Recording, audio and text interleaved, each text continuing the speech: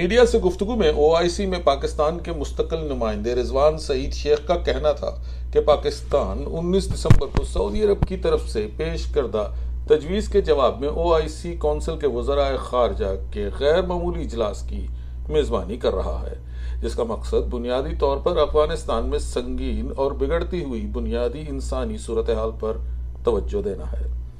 رضوان شیخ نے اس بات پر روشنی ڈالی کہ بین الاقوامی برادری کو افغانستان کی بگڑتی ہوئی اس صورتحال پر فوری توجہ دینے کی اشد ضرورت ہے۔ اقوام متحدہ کے مطابق افغانستان کی 38 ملین میں سے 60% لوگوں کو بھوک کے بحران کا خطرناک سطح کا سامنا ہے، اور وقت گزرنے کے ساتھ ساتھ حالات مزید خراب ہو سکتے ہیں، اور اس بات کا خطرہ ہے کہ افغانستان کو اس سے شدید غذائی قلت اور اندرونی نقل مکانی کا سامنا کرنا پڑ سکتا ہے۔ مستقل نمائندے نے زور دیا کہ OIC مسلمانوں کی اجتماعی آواز ہے اور امت مسلمہ کو افغان عوام کی انسانی ضروریات کو پورا کرنے میں اپنا کردار ادا کرنا چاہیے۔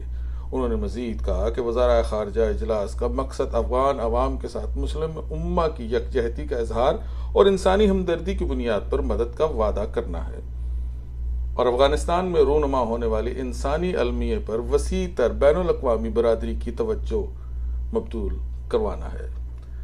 سفیر رضوان سعید شیخ نے اس بات کی طرف توجہ دلائی کہ 19 دسمبر کو ہونے والے اس غیر معمولی سیشن کے علاوہ اسلام آباد میں 22-23 مارچ 2022 کو وزرائے خارجہ کی باقاعدہ کانفرنس بھی متوقع ہے۔ یہ باقاعدہ اجلاس پاکستان کی 75ویں سالگرہ کی تقریبات کی مطابقت سے ہوگا۔ انہوں نے یہ بھی یاد دلایا کہ پاکستان اس سے پہلے 1980 میں باقاعدہ CMF سیشن کے ساتھ ساتھ افغانستان پر ایک غیر معمولی سیشن کی میزبانی بھی کر چکا ہے۔ Sanctions that are applied on Afghanistan under 1988-2011 according to Taliban. There are some restrictions which restrict international humanitarian aids to give some assistance to Afghanistan financially. And these restrictions are still there.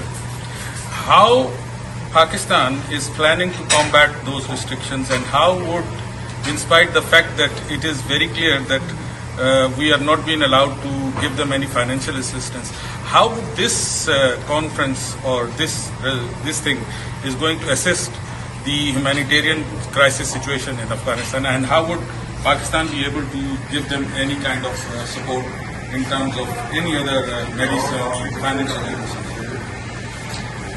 I believe there are two parts to this question. Pakistan's bilateral assistance. A whole package for that has been announced to the tune of 5 billion rupees, and even more in terms of the border relaxation facilities, the rebates that are being afforded in terms of anything that is being imported from Afghanistan is not being subjected to any duties in terms of bilateral trade with Afghanistan. That is one part of it.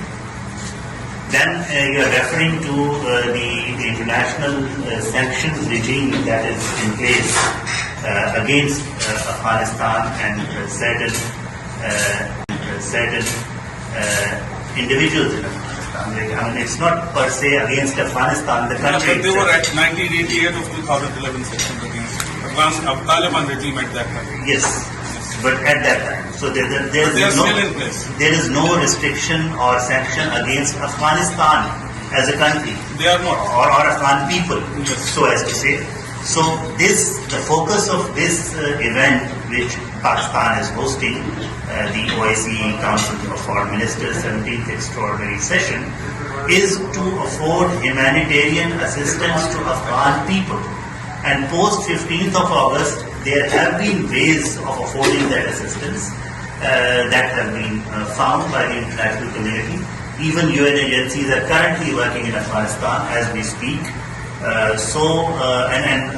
Partly the UN Sanctions Committee has also, in terms of even the sanctions against particular individuals, has lifted travel restrictions. Some of the travel restrictions against the individuals in Afghanistan, and almost all the major actors in the international community are talking to them. They are, moving at least between Doha and Afghanistan, talking to the US, the UK, the European Union, and other important international actors. So the focus of international community on